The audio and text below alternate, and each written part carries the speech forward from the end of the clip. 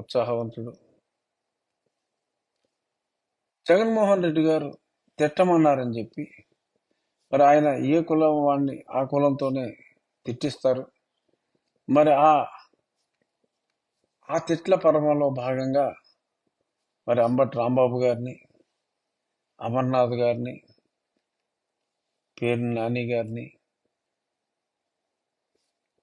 వారితో పవన్ కళ్యాణ్ గారిని దారుణంగా తిట్టించారు.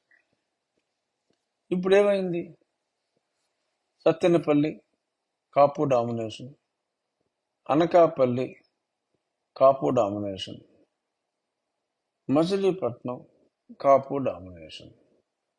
అక్కడేమవుతుంది? పవన్ కళ్యాణ్ గారిని తెలితే మరి ఆ కాపులే మరి గతంలో వీరికి ఓట్లేశారు.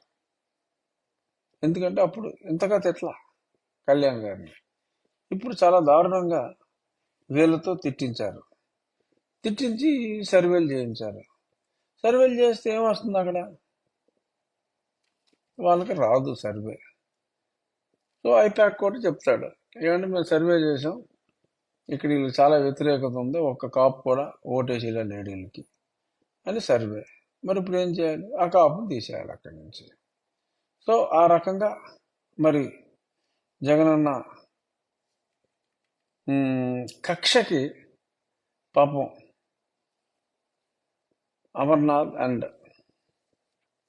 అంబటి కూడా బలి కాబోతున్నట్టుగా మరి వార్తలు. నిన్న ఆయన మరి కన్నీరు అంటే బాధతో అయిండొచ్చు, లేదు వాటెవర్ ఇట్ ఈస్. ఎందుకంటే జనాల్ని వారు అన్నాళ్ళు కలిసి ఉన్నారు, ఏమో.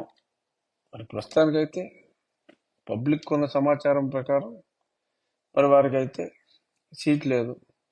వారు చేసిన నేరం ఏంట్రా అంటే ముఖ్యమంత్రి చెప్పింది చెప్పినట్టు చేయటం.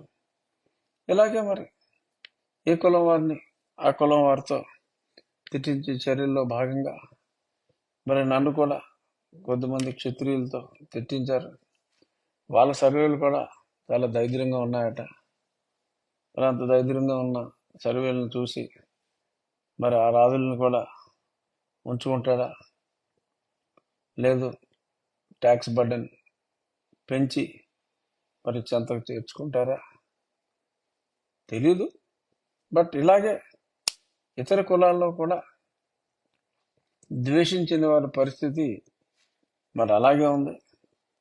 బట్ ఎక్కడ చూసినా కూడా ఎవరికీ సర్వేలు బాగోలేదు. దానికి కారణం